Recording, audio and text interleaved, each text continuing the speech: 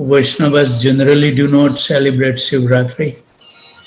And to begin, I will explain why, with a reference to the Bhagavad Gita. We read from the Bhagavad Gita as it is, chapter 7, Knowledge of the Absolute.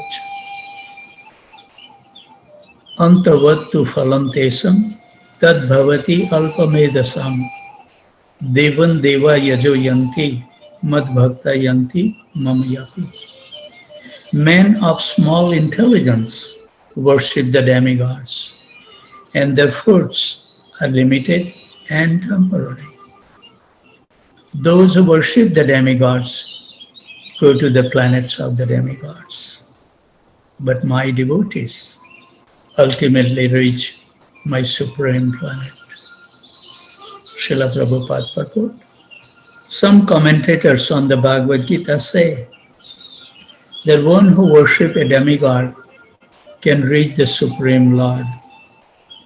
But here it is clearly stated that the worshippers of demigods go to the different planetary systems where various demigods are situated. Just as a worshipper of the sun achieves the sun, or a worshipper of the demigod of the moon achieves the moon. Similarly, if anyone wants to worship a demigod like Indra, he can attain that particular god's planet. It is not that everyone, regardless of whatever demigod is worshipped, will reach the Supreme Personality of Godhead. That is denied here. For it is clearly stated that the worshipper of the demigods go to different planets in the material world, but the devotees of Supreme Lord goes directly to the Supreme Planet of Personality of Godhead. This is very logical. As Srila Prabhupada remarked, if you buy a ticket to Calcutta, you cannot expect to reach Bombay. If you worship a demigod, you go to the planet of the demigod. But if you worship Krishna, you can reach the supreme abode of Krishna. So here the point may be raised that if the demigods are different part of the body of the Supreme Lord, then the same end should be achieved by worshipping them. However, worshipper of the demigods are less intelligent because they don't know to what part of the body food must be supplied. Some of them are so foolish that they claim that there are so many parts and many ways to supply the food. This isn't very appropriate. Can anyone supply food to the body through the ears or the eyes? They do not know that these demigods are different part of the universal body of the Supreme Lord, and in their ignorance, they believe that each and every demigod is separate God and a competitor of the Supreme Lord. So many Indian people carrying this misconception. This is very nice to hear it. It's so wonderful. If you listen this whole thing, it will become so sublime, very pleasing to our mind and heart. Then we won't make a mistake to understand the position of Lord Shiva. So there is a verse in the 4th canto of Srimad Bhagavatam that says that just as by pouring water on the root of a tree, all the limbs and branches and leaves are water, and that just as by supplying food to the stomach, all different limbs of the body are nourished. Similarly, by offering worship or rendering service to the Supreme Personality of Godhead, Krishna, all the demigods and all living entities are assured and satisfied. यथा तरोर्मूलनिश्चिंचेन तृप्यन्ति तात स्कंद भुजोपकसः प्रणोपहरत् च यथेन्द्रियनम तथैव सर्वहनम achyutejya. By giving water to the root of a tree, one satisfied its branches, twigs, and leaves. And by supplying food to the stomach, one satisfied all the senses of the body. Similarly, by engaging in the transcendental service of the Supreme Lord, one can automatically satisfy all the demigods and all other living entities. Srimad Bhagavatam 4:31-14. In the purport, it says, the result achieved by the demigods' benedictions are perishable. Because within this material world, the planet, the demigod, and their worshippers are all perishable. Therefore, it is clearly stated in this verse that all result achieved by worshipping demigods are perishable. And therefore, such worship is performed by the less intelligent living entity. Because the pure devotee engaged in Krishna consciousness in devotional service of the Supreme Lord achieve eternal blissful existence that is full of knowledge. And his achievement and those of the common worshipper of the demigods are different. The Supreme Lord is unlimited. His favor is unlimited. His mercy is unlimited. Therefore, the mercy of the Supreme Lord upon his pure devotees is also very unlimited. Everything material is temporary. The demigods themselves, the bodies of the demigods are temporary. The bodies of their worshippers are temporary. And the planets of the demigods are temporary. And the fruit one obtains from worshipping them are also temporary. The demigods have authority only within the material world. They can give only material benefit to their worshippers. It is only Vishnu or Krishna who can avoid liberation from material bondage. No demigod can grant liberation. And beyond liberation, the devotees of Krishna also achieve Krishna Bhakti or Krishna Prem, the ultimate goal of life. So Srila Prabhupada said that the impersonalists want to become one with God because they want to not to have their suffering. So they want to merge into the existence of God. And when you merge into something, how can you render the service or relish the relationship? You know, like husband and wife become one. How can they have relationship? But this is what it is. The impersonalist, he wants to merge into, because they can't take the suffering. Because God comes under their control by the devotees. We see in the Bhagavad Gita that Krishna is acting as chariot driver of Arjuna. Arjuna is commanding Krishna, Senayor Ubayor Madhye Ratham Stapaya Me Achyuta. Please draw my chariot between the two armies so I can see who has assembled on this battlefield to fight. So the Lord likes to be controlled by his pure devotees. And actually he comes under the control of the pure love.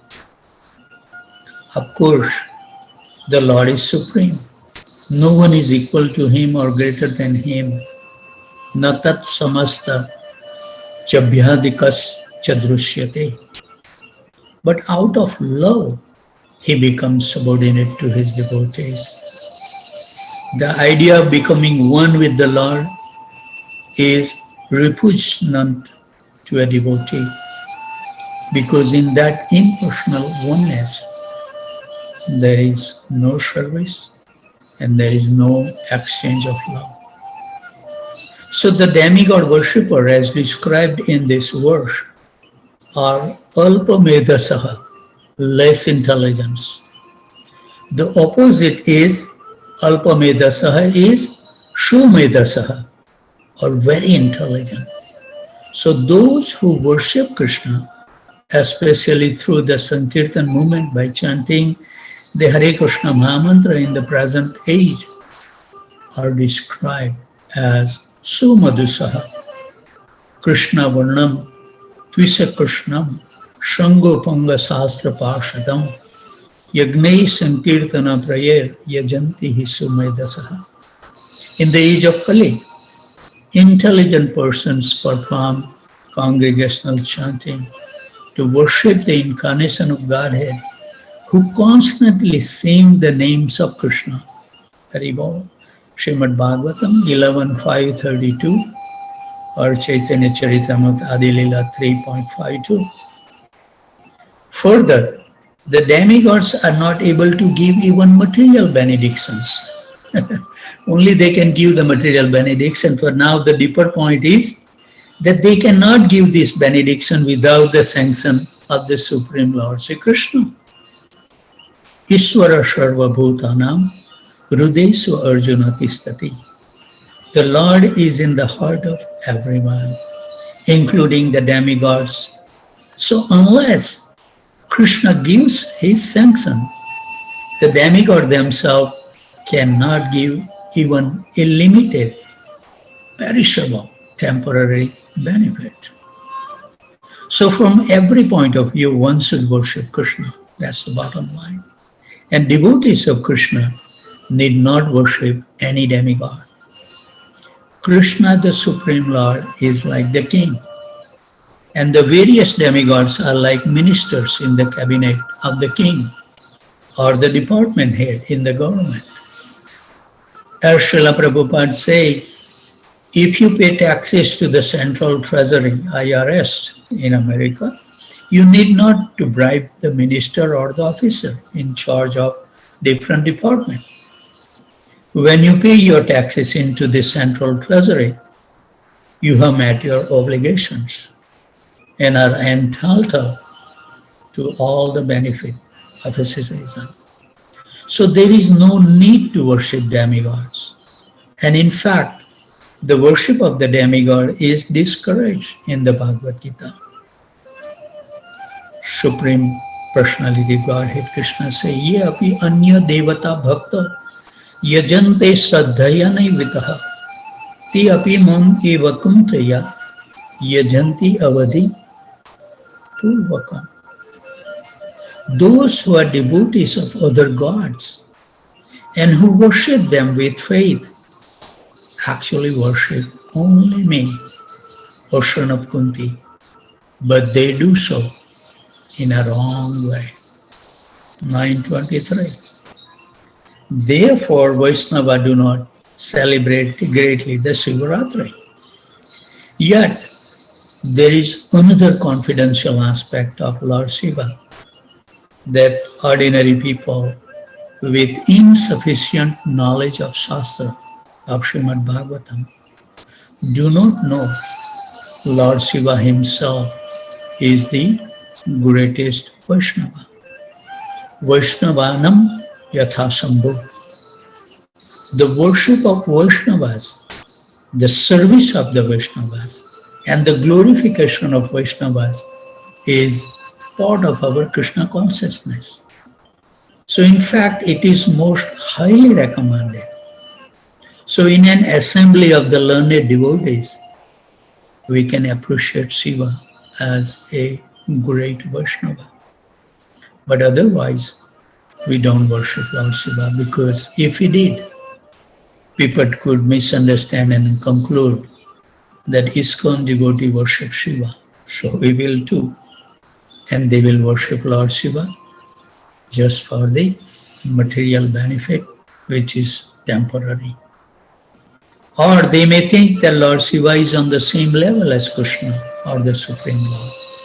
And we know for sure the second offense toward the holy name is to consider the name of the demigod like Lord Shiva, Lord Brahma equal to or independent of Lord Vishnu.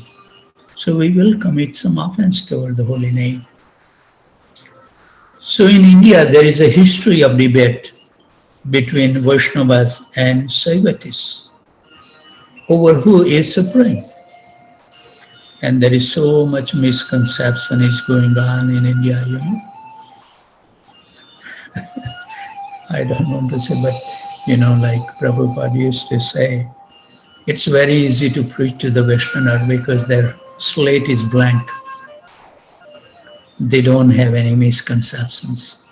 But to preach to Indians, first, Prabhupada says that we have to put the effort to even erase those misconceptions.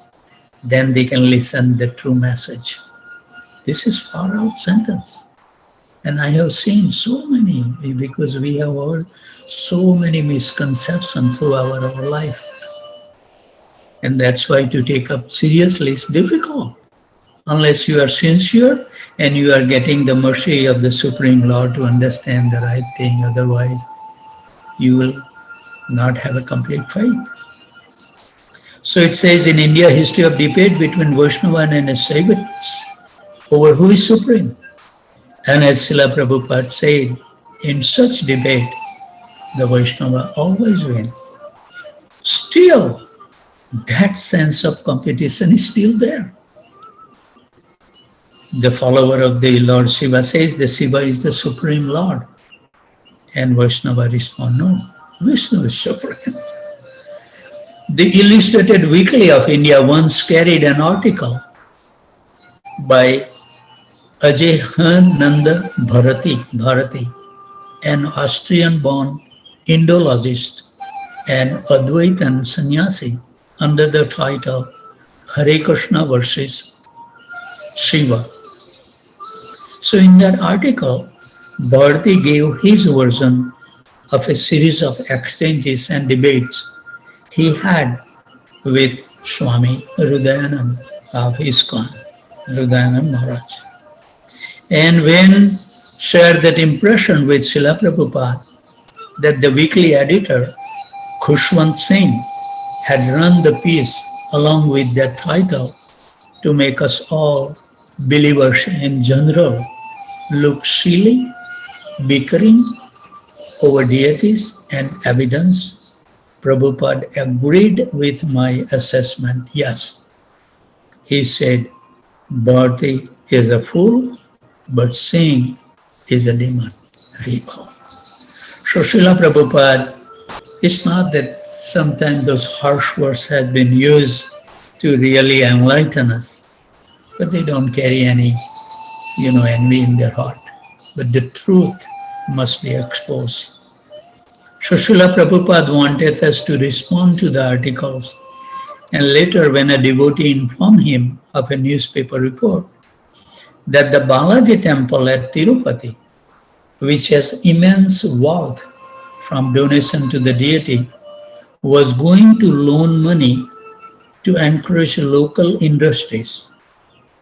And Prabhupada became concerned and said that we should write a letter to the editor stating that the money belongs to Balaji and should have been used for Balaji's purpose. And what is Balaji's purpose? Srila Prabhupada quoted, Parithrana sadhunam vinasaya chas duskutam dharmashram sarparthanaya shambhavani yuge yuge. Balaji comes to establish the principle of religion. Balaji's money should be used for Balaji's purpose, to establish the principle of religion. And what is the principle of religion for the present age? The Yuga Dharma in Kali Yuga is just Harinam Sankirtan. The money should be used to propagate the Harinam Sankirtan. So Maharaj says that when he visited Madras in 1971, I met many intellectuals whose attitude was similar to the editors.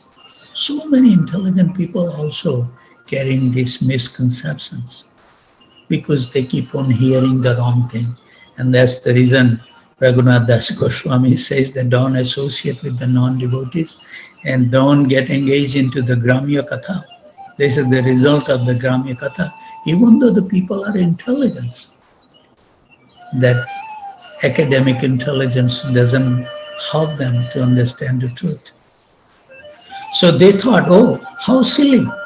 You are arguing that Krishna is supreme and someone else is arguing that Shiva is supreme. These impersonalists consider themselves to be more intelligent than the naive sentimentalists who worship particular deities. And they counted us as naive sentimentalists because we love Krishna, worship Krishna, and we chant the Krishna's name and preach Krishna's supremacy. So there were many Saivitis in Madras, and they argued that Shiva was the supreme. So as the first ISKCON devotee to visit Madras, Maharaj said, I become quite a sensation, an American Vaishnava. Most people there had never seen a Western sadhu, and they wanted to help. Several suggested that I meet Dr. Ramakrishna, who they said was pious and religious and would be happy to hear of our activities. So Maharaj says, I met him, and he turned out to be one of those people who thought that the Shiva was supreme. Very quickly we came to blows, verbal blows. He had a volatile nature and he became very angry. He became red in the face and he raised his voice, and the meeting ended quite abruptly. But I kept preaching and meeting people who suggested, quote, you have to meet Mr. Radhakrishnan. He's a very pious man. He's a very religious man. And I imagined that he was meeting people saying, oh, you should meet the Hare Krishna devotees. They are very good people. They are doing excellent work. So Maharaj says that after a few weeks, I thought maybe I should give it another try. So this time I'll be more careful not get into these real heated argument, because you can't win with those people with the heated argument. And we will see later on how Prabhupada dealt with him. Wonderful way. So Maharaj said that he found him and he immediately agreed to meet. That made me think that people were also speaking favorably about us to him, and that it was embarrassing for him as well that we had disagreed so vehemently. Maharaj says that finally we met. I tried to restrain myself, and he also tried to restrain himself. But eventually, we came to the same point. Who is supreme, Krishna or Shiva? The argument escalated, but neither of us wanted it to end the way the last meeting ended. So then Maharaj says that he got the inspiration and he suggested, quote, in 2 weeks, my spiritual master, His Divine Grace A.C. Bhaktivedanta Swami Prabhupada, is coming to Madras. So instead of us discussing, why don't I invite you to meet him when he comes? And you can discuss with him directly. And he really liked that idea. Hari Bol. It was a way out for both of us. And ultimately, what could be better than to meet a pure devotee of Krishna? So Maharaj says that after Srila Prabhupada arrived, Mr. Ramakrishnan came to meet him. And he said that I met your disciple and I argued that Shiva is supreme. And he argued that Krishna is supreme. So let me ask you, Prabhupada, who is supreme? So Srila Prabhupada took a completely different approach. He didn't enter into the polemics about who was supreme. Rather, he said, there are two words in Sanskrit. One is puja and other is bhakti. So Prabhupada now explaining these two terms. In puja, one worships the deity to get some material benefit. And in the bhakti, one worships only to give pleasure to the deity. So that's a difference. One is asking for something and the other thing is giving to the Supreme Lord. Very nice point, Prabhupada is so intelligent. So then Srila Prabhupada said that generally the worshipper of the Shiva engage in puja. They worship to get some material benefit. Whereas in bhakti, we worship Krishna for the sake of Krishna's pleasure, just to please him. Is it not possible, Mr. Ramakrishna asked, to worship Shiva in the mood of bhakti? Haribol. And Srila Prabhupada replied, yes, it is possible, but it would be exceptional. And then Prabhupada says as an example, generally people go to liquor shop. What a nice example. When the people go to a liquor shop to buy liquor, now one could go for another purpose, but that would be an exception. So Prabhupada making a point that generally people go to buy liquor. Mr. Ramakrishna was satisfied with the answer. And Srila Prabhupada did not enter into the controversy over which deity was supreme. Rather, he explained different moods in the worship of different deities. Because you can't change someone. You can take the horse to the river to drink the water, but if he doesn't want to drink the water, what can be done? So this is principle we should use.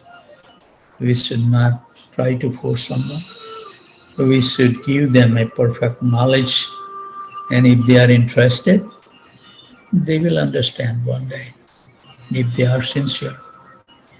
So later, toward the end of Prabhupada's stays in Madras, a wealthy householder invited Srila Prabhupada. This is also how Prabhupada acted. I remember that one of the pastime my Guru Maharaj shared with Nityamal Krishna Maharaj. I think in the same Madras that some member invited for the program, maybe this is the same one, but the host doesn't know that, ISKCON devotee doesn't consume onion and garlic. So the person invited the group ISKCON devotees and he had the preparation with the onion and garlic. Now look at this behavior of Srila Prabhupada. If we are there, we will make a big fuss. Oh, we don't eat onion and garlic. We are so supreme, we are so pure. Prabhupada didn't take that. As soon as they start serving, Prabhupada noticed that all these disciples were murmuring, oh, this one has a onion and garlic, onion and garlic. So Prabhupada smartly did is he called out to the server, please bring me that sabji. And Prabhupada accepted as a prasadam. That goes a long way. Even Prabhupada break the principle. It's for the higher purpose. It's very difficult to understand anyway. So let's continue. So this one also, one wealthy householder invites Srila Prabhupada to his home for a consecration of his temple. And the host had invited many dignitaries. And although the temple was as good size for a home, it wasn't large enough to accommodate Srila Prabhupada's disciple along with all the dignitaries. So Prabhupada and the others went inside the temple, and all the disciples looked in from the outside because there was no enough room to enter. So as part of the ceremony, the host distributed the flower petals to the guests to offer to the deity of Lord Shiva, his Shiva Linga. And all the devotees who were watching from the outside, they were interested to see that how Srila Prabhupada would deal with that situation. So at an appropriate moment, all the participants threw their flower petals on the deity of Lord Shiva, except Srila Prabhupada. What Prabhupada do? He threw his in the corner. And the disciple who was standing outside, they thought that he is Acharya. We have to learn from him. So after the ceremony, when the other invitees came out, all the disciples went into the temple and looked in the corner where Srila Prabhupada offered the flowers. And what they found out? There was a small deity of Lord Krishna. So Prabhupada has offered his flower to Krishna, not to Lord Shiva.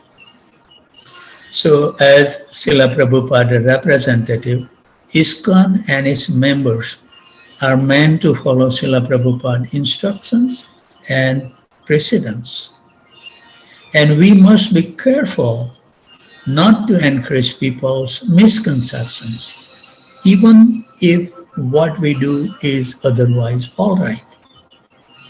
If we were to observe Shivratri with participants who are not well versed in Shastric conclusion, in Vaishnava Siddhanta, and if we were to celebrate Shivratri to cater to Hindus who want to worship Lord Shiva on Shivratri, but who do not know his actual position as a Vaishnava we worship, they might mistakenly conclude that we accept Lord Shiva on the same level as Krishna. Then, even if they chant the holy name of Krishna, as long as they maintain the idea, this is very important, particularly to the natives of Indians, that even if they chant the holy name of Krishna, as long as they maintain the idea that Shiva and Krishna are the same, they will not make much advancement, because they will be committing an offense against the holy name, Namaprad. The second of the 10th offense against the holy name is to consider the name of demigods such as Lord Shiva or Lord Brahma to be equal to or independent of the name of Lord Vishnu. So we have to learn this thing. That is why we don't observe Shivratri. But we do. Most of these temples now celebrate. But the purpose, and I think we need to educate the people, that we worship Lord Shiva as a greatest Vaishnava, not that he is supreme. And I think more this thing will get clear if we have the time who can stay. They will be fortunate to get that point very clear. So as a Vaishnava, we have no need to worship Shiva because we are worshipping Krishna directly. Still, we may worship Lord Shiva as a Vaishnava, a devotee of Krishna, because the worship of Krishna's devotees actually pleases Lord Shri Krishna. The basic definition of the bhakti is given by Srila Rupa Goswami in Bhakti Rasamrita Sindhu 1.1.11. Anya abhilasita sunyam jnana karmadi anavritam anukulyena krishnam shrilanam bhaktiruttama. That one should render transcendental loving service to the Supreme Lord Sri Krishna favorably and without desire for material profit or gain through fruitive activities or philosophical speculation. That is called pure devotional service. Hari Bol.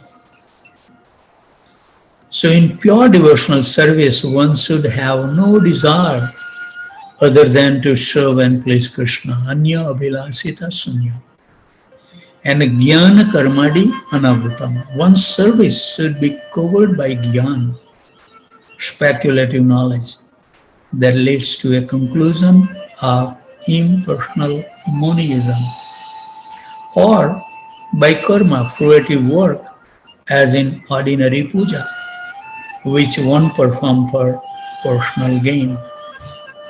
In ordinary affair, for example, one may invite someone to a restaurant and give him food and drink in the hope of getting some benefit from him.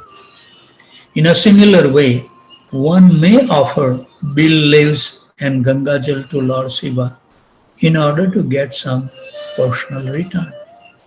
That fruitive mentality has no place in pure devotion. And certainly the speculative idea of merging and becoming one with God has no place. Anything that covers the true nature of bhakti has no place. Jnana karmadi anavrutam. Pure devotional service must be rendered favorably to Krishna.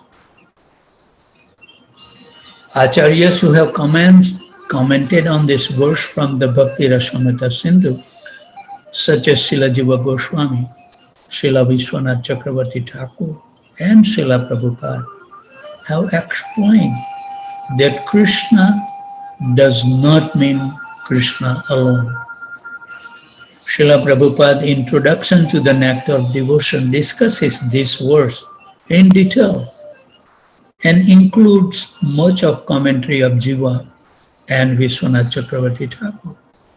And all agrees that in this verse, Krishna does not mean Krishna alone, but include his personal expansions such as Lord Ramchandra, Lord Narsinghadev, Lord Varahadev, and other Vishnu Tattvas, as well as his name, form, qualities, pastimes, paraphernalia, and pure devotees. Krishna includes all such expansion as well as his pure devotees. So Srila Prabhupada writes, serving and worshipping pure devotees is included within Uttama Bhakti, pure devotional service to Krishna. And thus, that's for that reason, these ISKCON devotees sometimes worship Lord Shiva as a pure devotee. So many of the Lord Shiva's pastimes are described in Srimad Bhagavatam. Srimad Bhagavatam is the perfectly pure, spotless Purana. Srimad Bhagavatam Purnanam Amalam, and is called the Paramahansa Samhita because it is meant for the highest class of transcendentalists who are completely free from envy. Then and then we can get the message of Bhagavatam. Also, I think one of the devotees who is master in the scripture, he has agreed to spend the time with me because I said I have not dwell in the literature because my duty was to run them and manage the temple. I didn't have time to scrutinizingly study the scripture. So Prabhuji is so kind that he is helping me. And we touch base on this thing that we must associate with the devotees, but always we need to hear from the senior devotees who can explain us very nicely. So, and there should be no heavy envy in their heart. So we have to be really careful from whom we listen also. It is topmost scripture and discuss no subject other than Krishna and pure devotional service. These pastimes where Lord Shiva saw his true nature or internal mood as a Vaishnava, a pure devotee of Krishna. So in one of the pastimes, the 100 sons of King Barhisar, known as Prachetas, were engaged in austerities to realize Vishnu or Krishna. So Lord Shiva met them, and appreciating their austerities, he acted as their guru to guide them. So he gave them a series of prayers to sing to please Lord Vishnu and requested them to become a pure devotees of Lord Vishnu. So upon the first meeting, the Prachetas, he made the following statement, which we can read from Srimad Bhagavatam, Canto 4, Chapter 24, chanting the song sung by Lord Shiva. Text 30. Ata Bhagavata Yuyam Priyasta Bhagavan Yatha Namad Bhagavatannam Cha Priyam Anyosti Karhichit. Translation. You are all devotees of the Lord, and as such, this is Lord Shiva speaking. Somebody has unmuted. Ankit, your phone is unmuted by mistake or something. I cannot mute you because I think the host has left. Okay, thank you very much, Ankit. So you are, Lord Shiva is speaking, you are all devotees of the Lord. And as such, I appreciate that you are as respectable as the Supreme Personality Godhead Himself. I know in this way that the devotees also respect me and that I am dear to them. Thus, no one can be as dear to the devotees as I am. And Prabhupada gave a very nice purport about this thing. It is said, Vaishnananam Yatha Shambhu. Lord Shiva is the best of all the devotees. Therefore, all devotees of Lord Krishna are also devotees of Lord Shiva. In Vrindavan, there is a Lord Shiva's temple called Gopeshwar. You know, there are 4 Shivas who protect Brajadam. Anybody remember? Chakreshwar Mahadev is at the Mansarovar and between the Govardhan Hill. Second one is in Mathura, which is called Bhuteshwar Mahadev. One is Kamyavan, Kameshwar Mahadev. And one is in Vrindavan, which is Gopeshwar Mahadev. And then also there are 4 Shivas protect Vrindavan Dham also. And there is also Lord Shiva who protect even the Nandgam, Nandeshwar Mahadev. So every place is Lord Shiva is performing some service to the Supreme Lord. So let's continue. All the devotees of Krishna are also devotee of Lord Shiva. In Vrindavan, there is a Lord Shiva temple called Gopeshwar. The Gopis used to worship not only Lord Shiva but Katyayani or Durga Mataji. We heard that past times, where the Chirghat, 2 places, one on the bank of the Yamuna River, and the other one is close to where Nanda Baba was captured by the Varuna. Haribol. So the Gopis used to worship not only Lord Shiva but Katyayani or Durga as well as, but their aim was to attain the favor of Lord Krishna. I remember one of the devotees when we were at the Kedarnath temple, and one devotee asked that, Prabhuji, when we visit that now Kedarnath, how should we pray to Kedarnath? And I said, just ask for the devotion to Krishna and Mahadev will bless us. So this is the way we should do. A devotee of Lord Krishna does not disrespect Lord Shiva, but worship Lord Shiva as we will do this Shivratri, as the most exalted devotee of Lord Krishna. So consequently, whenever a devotee worships Lord Shiva, he prays to Lord Shiva to achieve the favor of Krishna, and he does not request material profit. In Bhagavad Gita 7:20, it is said that generally people worship demigod for some material profit because they are the easy one to give. Kame stays there, Shutagna Jnana. I remember one of the congregation members, he doesn't attend the temple, but one time he would like to meet with Tamal Krishna Maharaj, so I arranged the meeting. And he was the demigod worshipper. And Tamal Krishna quoted him this verse 720 to tell him that this worship, this kind of people that worship the demigod, you are only going to get the material benefit, not any permanent result. But it was very hard for that person to accept, even though that Gurudev was reading from the Bhagavad Gita as it is. So we can see how much people are deluded.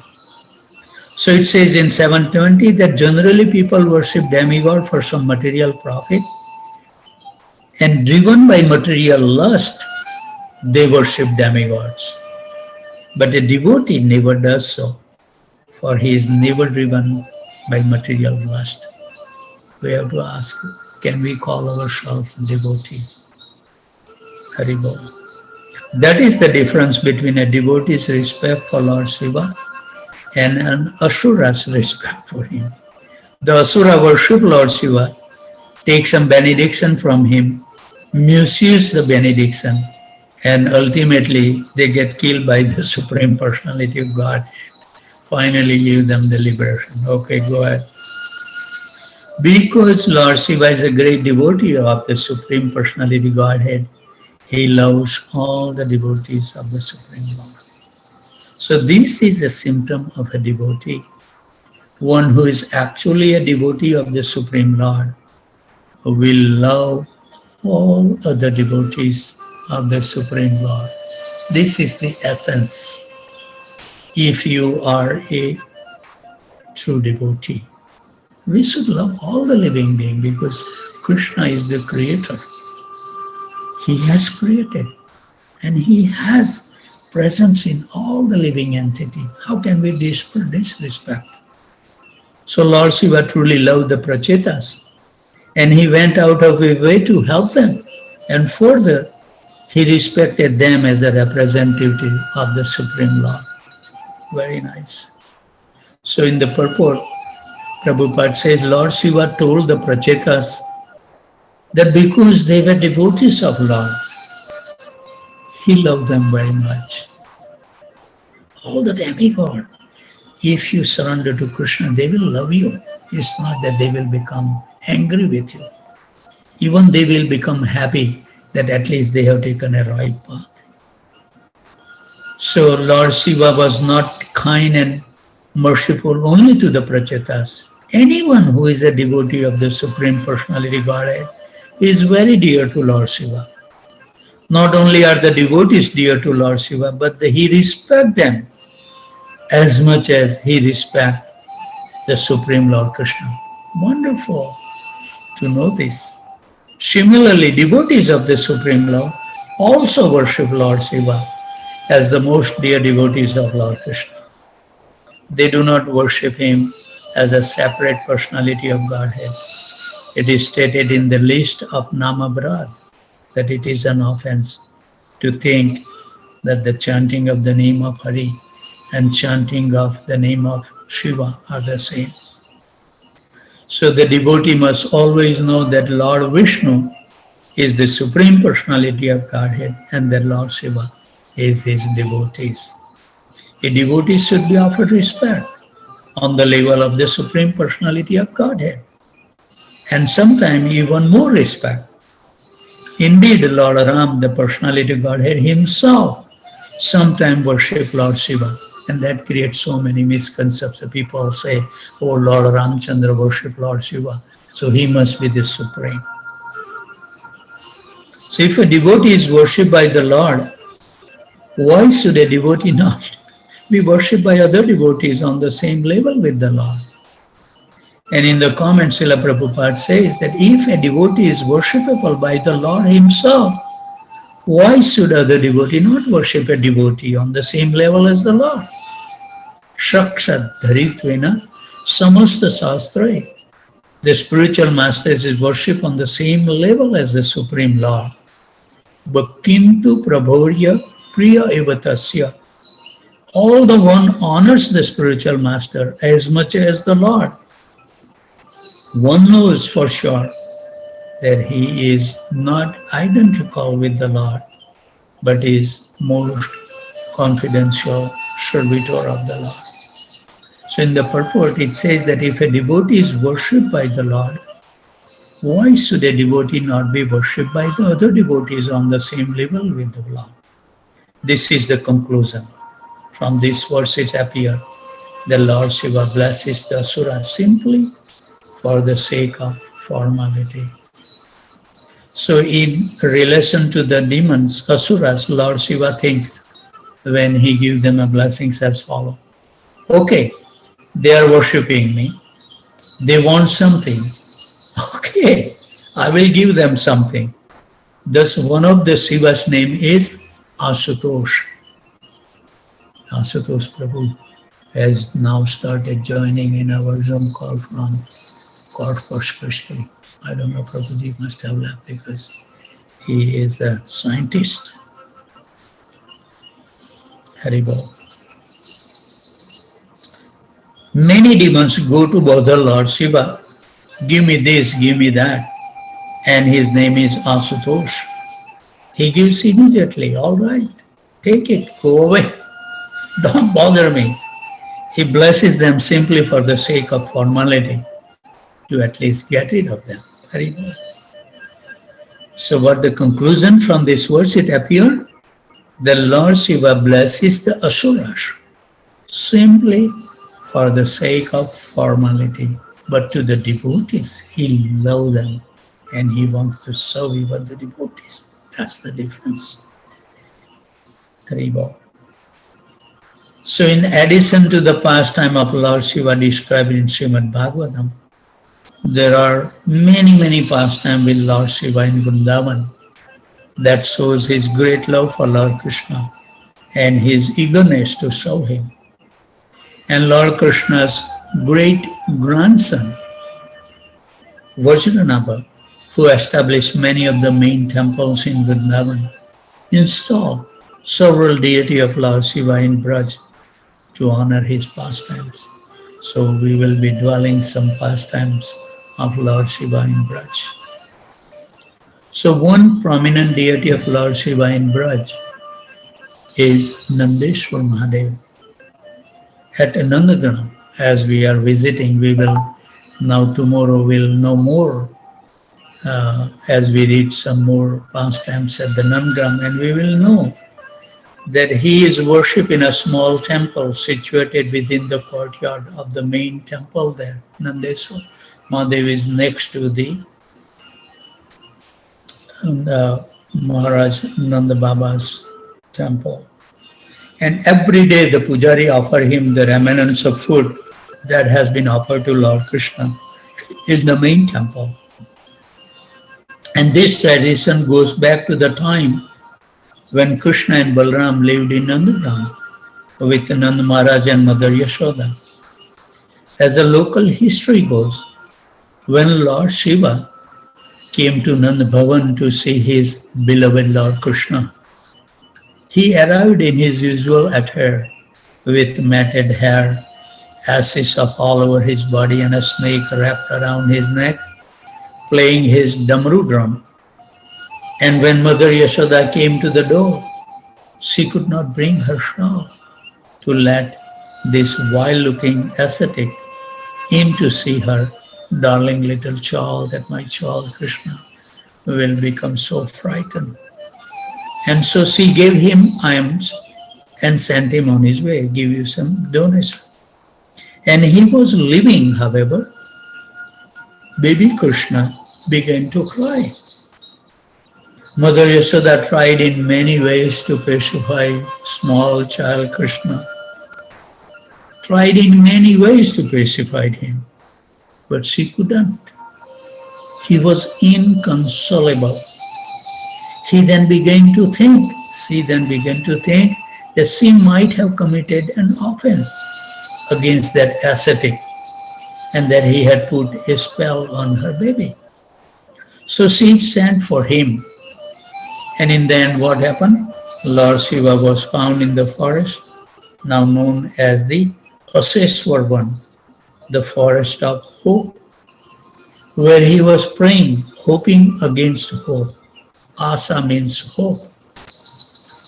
So that he would somehow or other get the darshan of Nandalal Krishna. So he was very happy when he was asked to return to Nand Bhavan again. And as soon as Lord Shiva arrived, baby Krishna stopped crying.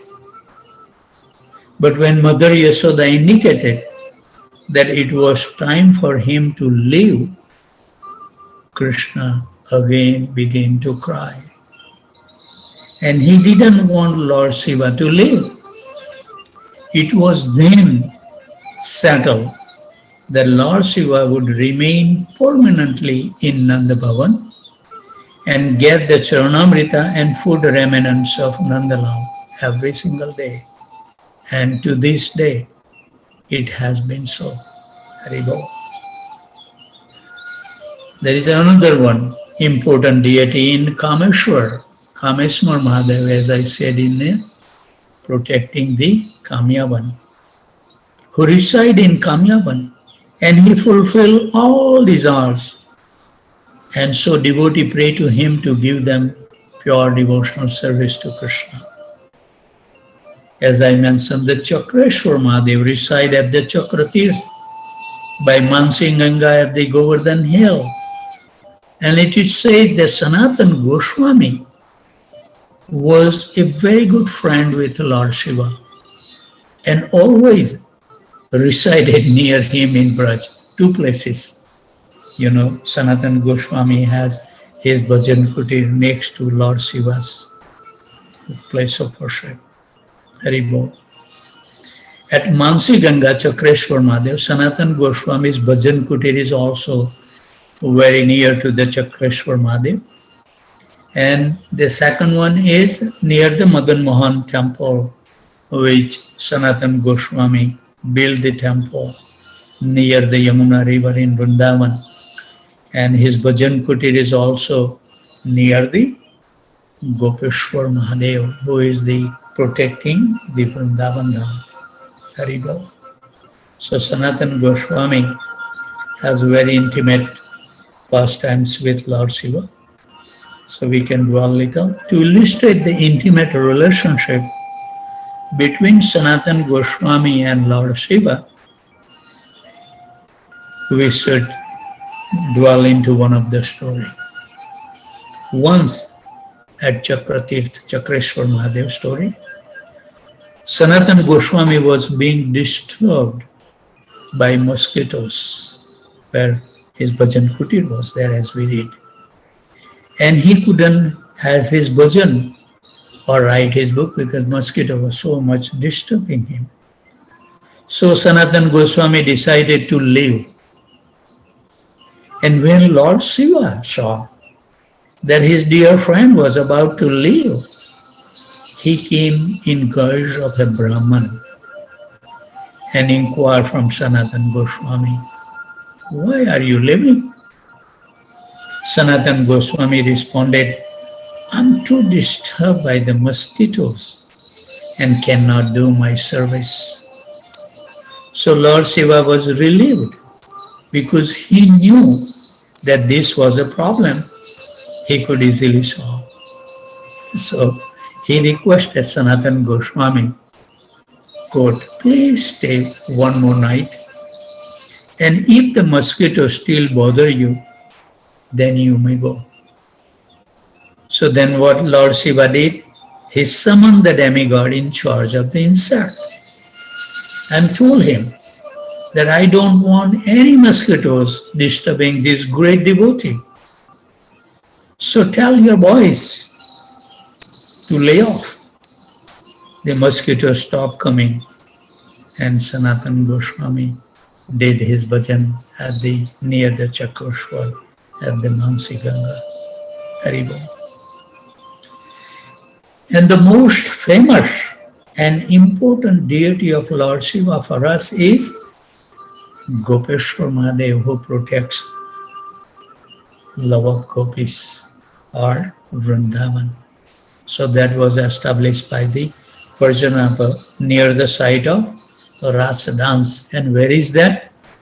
Gopeshwar Mahadev is located near the Vanshivat, where Gopinath played upon his flute to call the gopis.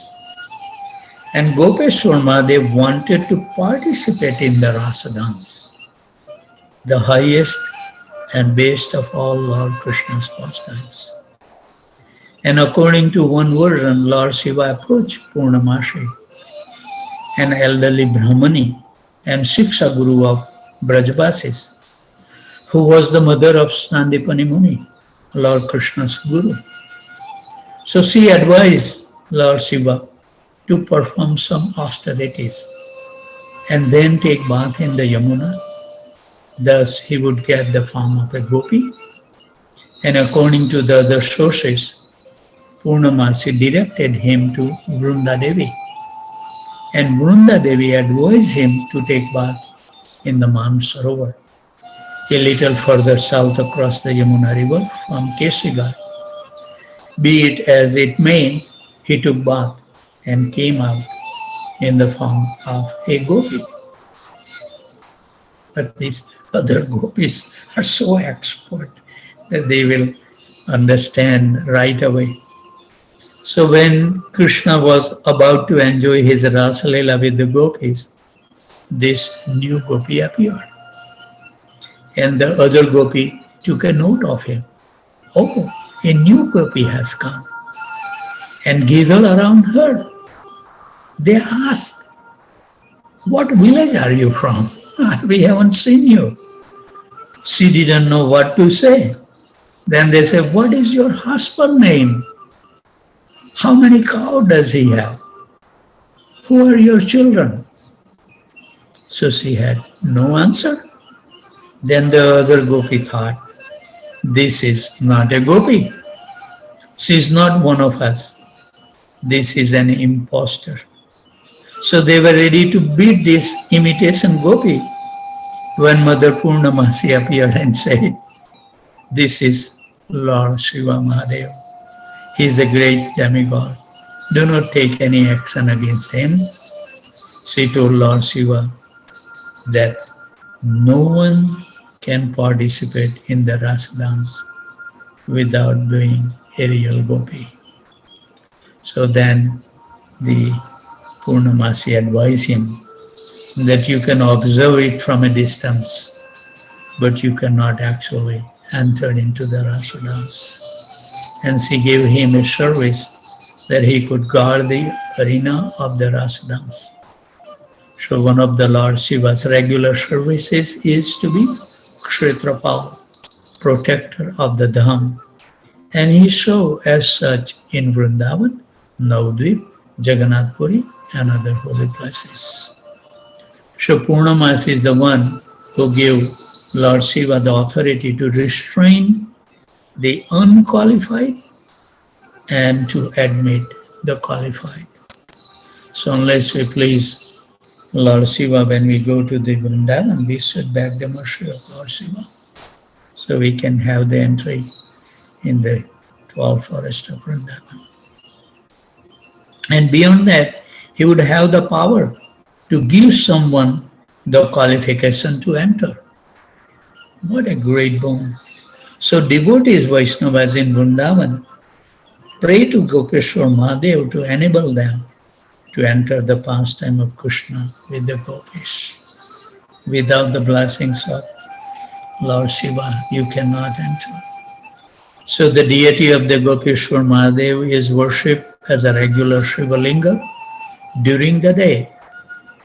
But every evening at about 4, the pujari dressed the Shiva Linga like a gopi. And they covered the linga with a sari and ornaments and decorated to resemble as a gopi with a crown on it and a shawl draped over its top.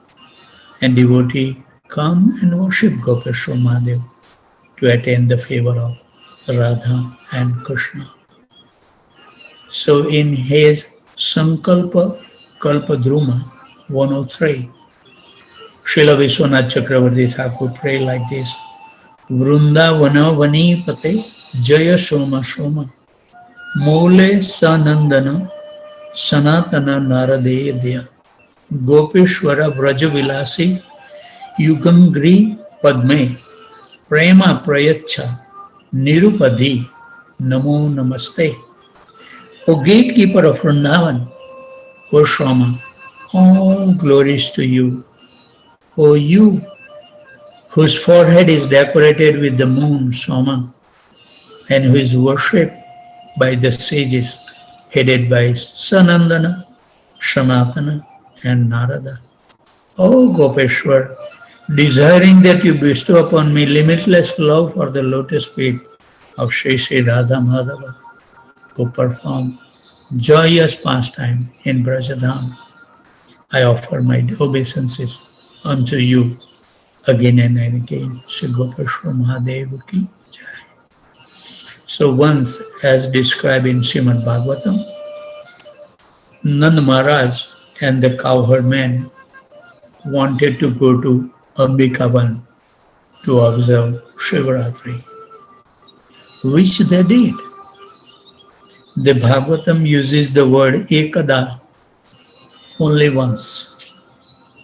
Srila Prabhupada explains that between the Dola Yatra ceremony, Holi, and the Rasalila ceremony, there is an important ceremony called Shivaratri, which is especially observed by the Sevatas or the devotees of Lord Shiva.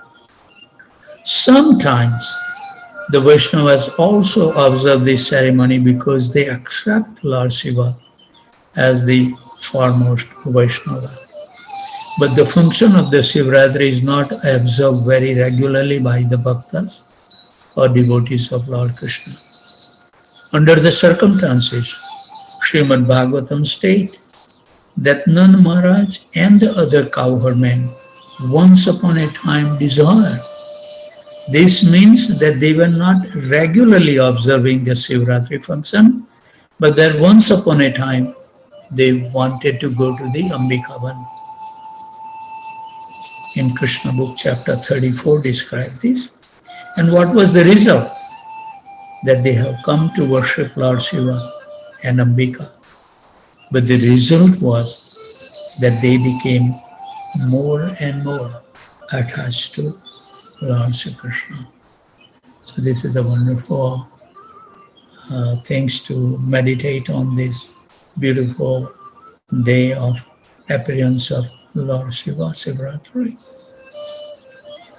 And we should dwell more and more, and we should clear out our misconceptions when we worship Lord Shiva on the Shivaratri day. So we will stop here. And sorry that I didn't calculate much because I don't know that I was thinking that we will be able to finish. But when I read, I don't want to speed up because we need to grasp those subtle points that we need to really imbibe. Simply by just having fast reading will not help us to grasp all the points that were made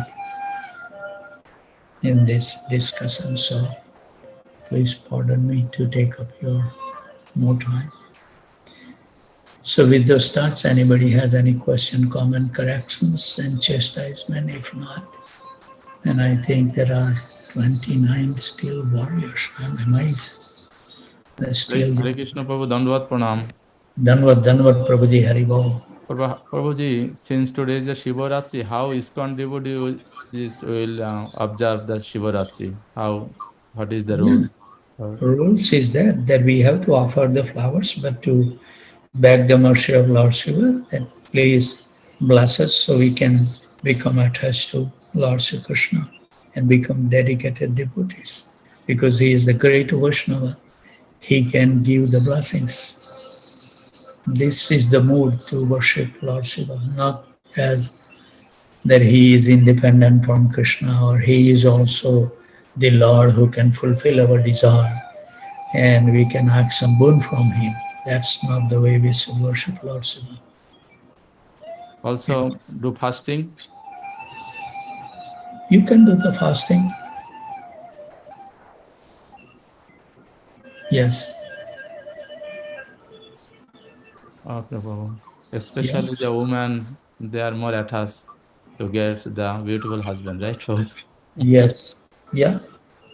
the They. Mahaprabhu's time also, some ladies, they are offering flowers and other ingredients to the Mother Ganges and worshipping Yeah. Shiva. We see the Katyayani, Mother Durga. The gopis were worshipping her. Katyayani. That please fulfill our desire to have Krishna as our husband. And at the same, next to the Katyayani temple, right near that Yamuna river, there is a Kadamba tree, and Krishna stole the garments of the gopis to fulfill the desire to accept him as their husband. So, yeah, we can pray to those personality for higher cause, not to get the temporary perishable results that normally people do. That's the problem. Most of the people, they worship Lord Shiva to gain something materially. Then it's even Lord Shiva say, we hear that he just wants to get rid of them. So he says, okay, whatever you are wanting, you will get it, but get out from here. Lord Shiva doesn't appreciate even when we ask such a thing from him. Yeah, so that should be our mood.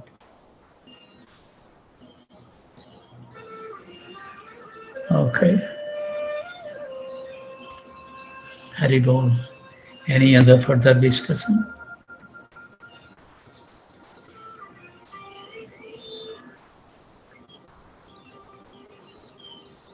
There is a, like in the,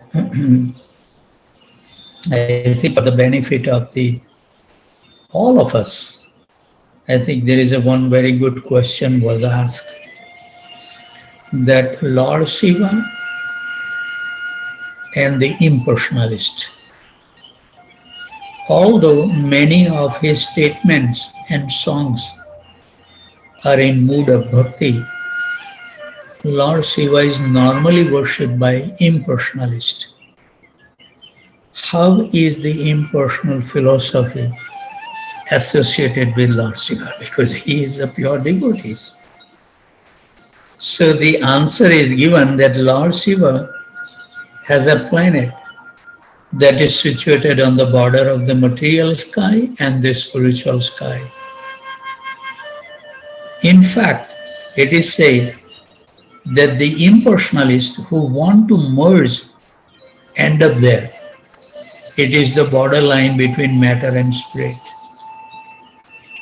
And the another answer is that Lord Shiva, for a very specific purpose, appeared as Shankaracharya, the great proponent of Mayavad philosophy.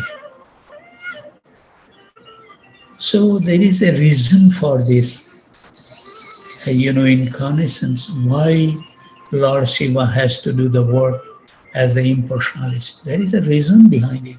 It's not that he wants to become and make prominent the Mayavad philosophy. So it says that earlier, because the so-called follower of the Vedas had been misusing the Vedas to support animal slaughter. So Lord Krishna incarnate as Buddha, and out of compassion for the innocent animals, and to save these so-called Vedic followers from the sin of killing them, Buddha preached the philosophy of ahimsa, non-violence. And it is said that Lord Buddha says, don't follow the Vedas. If the Veda says that you can kill animals, then don't follow the Vedas. Just follow ahimsa. Thus the Lord's purpose was so that at least stop that people were misusing these Vedas to killing that innocent animal. They were not qualified. So that purpose was served by appearing as a Lord Buddha. But then Lord wanted to re-establish the authority of the Vedas. So because the Buddhist philosophy was non-theistic, follower would not immediately accept the correct theistic understanding of the Vedas. So he wanted someone to re-establish the authority of the Vedas with a non-theistic interpretation, Advaitavad, which admits no difference between the individual soul and the spirit soul, Mayavad philosophy. So in other words, it advocates impersonal Brahmanism. But when Lord Narayan approached his assembly of servants, no one was willing. They said, Advaitavad? No, no, not Advaitavad. Ask anything but that. We don't want to touch Advaitavad. Then Lord Shiva, the greatest of the Vaishnavas, agreed to come as a Sankaracharya. And he was like when the demigod and the demons were churning the ocean and it turned into poison. Lord Shiva was the one who came forward and said, all right, I will drink the ocean of poison. And in this case, he spit out an ocean of poison in the form of Advaitavad or Mayavad as Sankaracharya. So Shankara, that's why the blue throat is there for Lord Shiva. And Sankaracharya is the name of Lord Shiva. So he became Sankaracharya. And because of the connection between Sankaracharya and Shankar or the Lord Shiva, Mayavadis often are inclined toward Lord Shiva. But whether Mayavadis worship Shiva or Krishna, their goal is to merge and become one with the Brahman.